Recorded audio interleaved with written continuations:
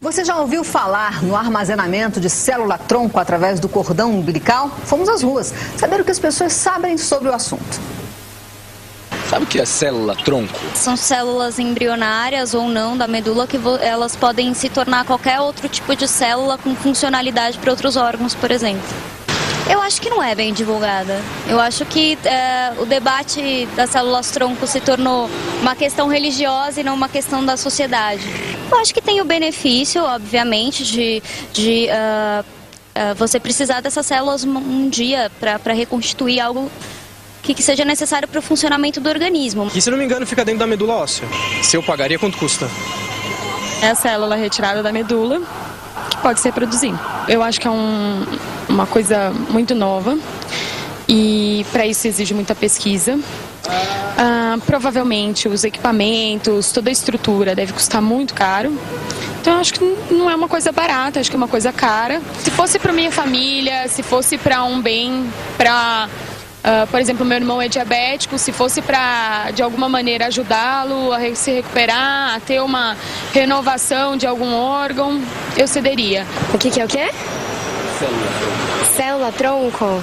Bom, eu sei que é alguma coisa que nós temos, tipo uma célula, que a gente pode guardar quando o neném nasce e tal, e que pode curar muitas doenças futuramente. Células embrionárias, tiradas do cordão umbilical do neném, e que serve para se transformar em outras células. Sim, tô grávida. Não faria isso. Por questões religiosas. O que eu poderia fazer seria doar o cordão umbilical. Isso sim, mas tirar uma célula do bebê, não. São muitas as dúvidas. A gente sabe que o armazenamento das células-tronco permite a cura de inúmeras doenças, mas como é feito esse armazenamento? Causa algum risco para a mãe ou para o bebê? Existe no Sistema Único de Saúde? É por esse motivo que nós trouxemos o pediatra, hematologista e hemoterapeuta Dr. Adelson Alves da Silva para tirar todas as nossas dúvidas, que são muitas sobre esse assunto. Doutor Adelson, muito obrigada pela sua presença. Boa tarde. Obrigado a vocês. Nós vimos ali a última pessoa, estava falando sobre questões religiosas. Existe também essa questão, doutor Adelson? Com relação às células-troncos hematopoéticas adultas, aquela que é retirada do cordão umbilical da medula óssea, não existe nenhuma polêmica. A grande polêmica que se desenvolveu foi com relação às células-tronco embrionárias. Essas sim, ainda existem polêmicas religiosas, políticas, culturais, que isso ainda vai levar algum tempo para que seja totalmente resolvido. Doutor Adelson, quando é que começou a ser adotado esse procedimento de armazenagem de células-tronco?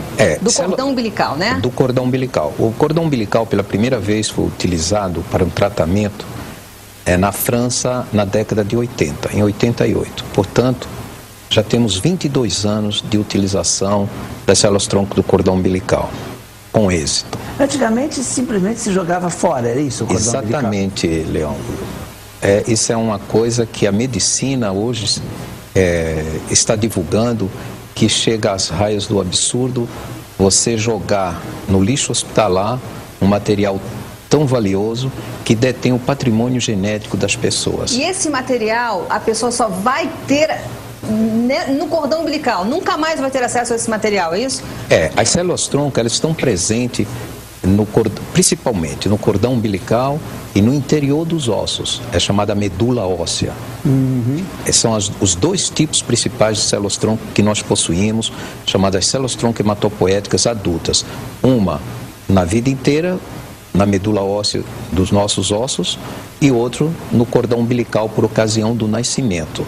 Que as outras células-tronco é um capítulo à parte da medicina, essas que são polêmicas sobre todos os aspectos e que ainda nós não temos uma segurança do seu uso do ponto de vista médico. São as células-tronco embrionárias. Então, como é que é feita essa armazenagem? Primeiro, assim que o bebê nasce, o cirurgião vai e dá o cordão umbilical para uma pessoa responsável que, no caso, vai fazer essa armazenagem. Como é que é o procedimento? O procedimento, é bom que se explique bem isso para o público. Não existe nenhum dano nem para a mãe, não causa dor nem para a mãe nem para o bebê. As células-tronco são coletadas após cortar o cordão umbilical e entregar ao pediatra a criança, o recém-nascido. Então, é coletado do cordão umbilical essas células-tronco. e da placenta, que depois vai ser desprezado. Portanto, é um procedimento inócuo, não afeta ninguém, não afeta a criança, não afeta o bebê, não afeta a mãe. É um procedimento extremamente seguro. Agora, e que preserva esse patrimônio genético dessa criança. Pois é, falando em preservação, assim que é cortado o cordão umbilical, ele tem que imediatamente passar por um processo? Tem que ser congelado, alguma coisa assim? Exatamente. Após a coleta desse material, isso vai para um laboratório, ele tem 72 horas, 48 a 72 horas para chegar até o laboratório. Obviamente, nesse período ele é monitorizado, todo o seu transporte, toda a temperatura. E aí, então, é feito o processamento para retirada só das células-tronco, porque naquele meio ali existe outro material biológico que não é interessante ser preservado. E são preservadas especificamente as células-tronco. Doutora Adelson, eu já me informei também, parece que não são todas as células-tronco que são preservadas. Parece que nesse processo existem algumas situações que a pessoa não consegue armazenar a célula-tronco de determinado bebê.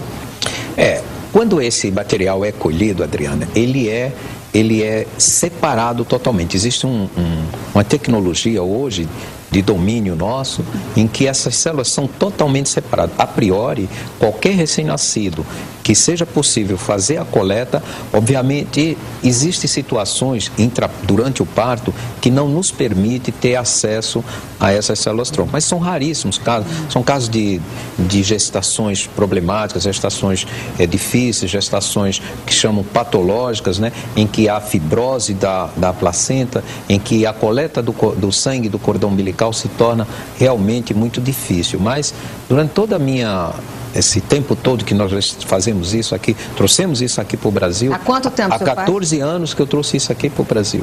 Nós coletamos, nunca houve nenhum impedimento. Obviamente, a gente tem que saber, tem uma tecnologia toda que eu importei, que eu trouxe para cá, porque eu queria trazer isso para o Brasil. Por que nós somos sempre caudatários do que tem lá fora? Porque nós não podemos ser um país do hoje. Agora, doutor, por exemplo, por que não é obrigatório como o exame do pezinho, por exemplo? Primeiro porque é uma coisa nova ainda na medicina. A medicina, ela é muito resistente a esses avanços. Eu digo sempre para a minha equipe que uma sociedade, ela não pode estar sempre com os pés no acelerador, porque isso é ruim. E também nunca pode estar sempre com os pés no breque, porque isso é nocivo. Então, a evolução é que permitiu isso. Agora, no mundo inteiro, isso já é uma coisa muito decidida, muito clara, muito esclarecida. Que quem não pode doar... No Brasil, eu acho que muita gente não faz também pelo custo, porque parece que ainda é pouco acessível para a população. No início, logo que eu comecei isso, era um custo relativamente alto, mas hoje, com a escala de pessoas que já têm procurado, já permitiu que pessoas com baixa renda, com renda não tão alta, possam se beneficiar disso, guardando o cordão umbilical. Porque, doutor, a pessoa paga na hora de retirar o cordão e parece que paga também uma outra taxa e depois tem uma taxa por ano pela armazenagem. Então, existe uma taxa anual que é para garantir a sustentabilidade daquele material biológico. Existe um procedimento de coleta, usando todas as tecnologias, que tem um outro valor. É um valor maior na coleta e um valor muito insignificativo anual para manutenção. Ainda não tem no SUS esse tipo de... Existe já o serviço público de coleta de sangue do cordão umbilical, mas o grande mote que eu quero transmitir para a população é que quando você guarda para você ou para sua família, você usa aquilo, você detém o direito sobre aquilo. Quando você doa para o serviço público, que é necessário também que exista, os dois serviços são importantes, você não tem direito mais àquilo. Você tem que, se necessário for, você tem que usar, entrar numa fila, você tem que se submeter às diretrizes de uma doação que você fez. Aí é que vem a minha dúvida, porque não é uma coisa pessoal e intransferível, quer dizer, por exemplo, um irmão, se eu não fiz para o primeiro filho, aí tem o segundo filho, eu guardo o cordão umbilical do segundo, pode servir para o primeiro, por exemplo? Sim, há uma probabilidade de 47% daquele sangue, daquele neném, ser compatível com o irmão. É uma grande probabilidade, porque quando você vai buscar essa mesma célula no serviço público, digamos assim, no banco público de cordão, a probabilidade é muito menor. Então, mas no SUS não deveria ser assim também, quer dizer, para cada pessoa, cada um guarda o seu e serviria para você mas mesmo? Devido à conotação pública, né, ela não é assim no mundo inteiro, quer dizer, é público, serve para a população de um modo geral, e não especificamente para a pessoa. E tendo também a vantagem de quando você usa para você, você é 100% compatível. Tá. E quando você pega de outro para você, você tem que estudar a compatibilidade para evitar a rejeição, né? Uma confusão isso.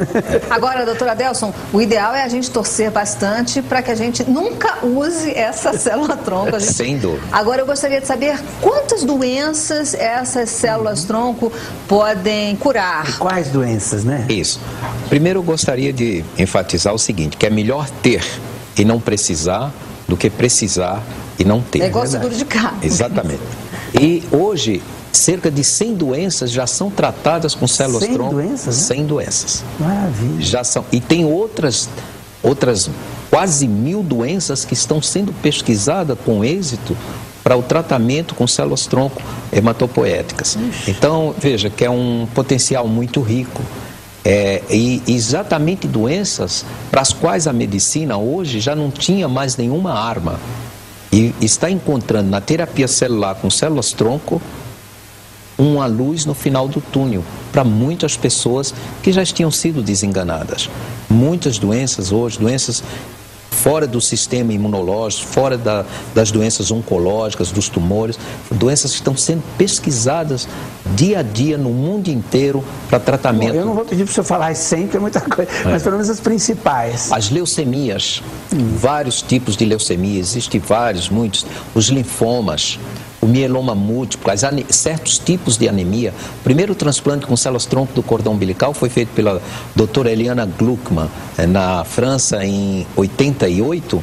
E hoje, em 2008, eu fui convidado para o aniversário do 20º ano do primeiro transplante com células-tronco cordão umbilical, com o paciente que recebeu há 20 anos naquela época, hoje são 22, foi em 2008 que eu fui, para Mandelier, na França, e ele estava lá, com 28 anos, formado, pai de 2 garotas, engenheiro, trabalhando, sem tomar remédio nenhum. Agora, o senhor já disse que faz essa armazenagem há 14 anos. O custo da armazenagem vem caindo, assim, em que proporção? Progressivamente. Hoje, o custo da armazenagem do procedimento... Vamos dizer assim, por ano, quanto que a pessoa paga para olha, eu não tenho bem, porque na realidade eu sou só médico e sou hematologista e trato as doenças, mas eu tenho uma informação básica que por ano gira em torno de R$500 por ano a manutenção, em torno de 3.500, 3.200 a retirada, que isso é facilitado, porque o interesse nosso como médicos é que isto seja acessível a toda a população. E isso é uma diretriz médica, né? Tem que a população, seja ela de que nível social for, ter acesso a esse benefício da medicina. Eu acho que isso podia até também começar a ser dado também pelos planos de saúde, como um procedimento, inclusive porque hoje o que se prega na medicina é justamente a prevenção. Sem dúvida, é a prevenção mesmo. Como é que está o Brasil nisso? Está adiantado ou está em pesquisa? Está muito aquém daquilo que eu gostaria quando eu vim para cá, que eu estive nos Estados Unidos, estive na França, estive na Europa, e isso aí era que me encantava lá. Primeiro porque eu estava na França na época que foi feito o primeiro transplante, e isso foi uma coisa muito benfazeja para mim como médico, ver aquela evolução. E eu não sosseguei enquanto não trouxe isso aqui, né? Começamos muito lentamente, mas hoje o Brasil já está avançando muito, e são programas assim, trazendo isso para a população, mostrando à população os benefícios que a medicina hoje tem, e não trazendo isso hermeticamente fechado, sem que a população tome conhecimento. Eu fico muito feliz de conversar com vocês para poder trocar essa energia com o seu público e mostrar para eles os avanços da minha área. Eu acho que isso é um dever social nosso tanto vocês como comunicadores, quanto eu, quanto como médico. Com certeza. E até pedir para o senhor se o senhor tem um site onde as pessoas possam se informar mais sobre o assunto, e já agradecendo a sua presença. É www.cordicel.com.br. Doutor Adelson Alves, hematologista, muito obrigada, foi um prazer conversar com o senhor. E agora, quem tem mais informações de saúde é a Amanda Pereira.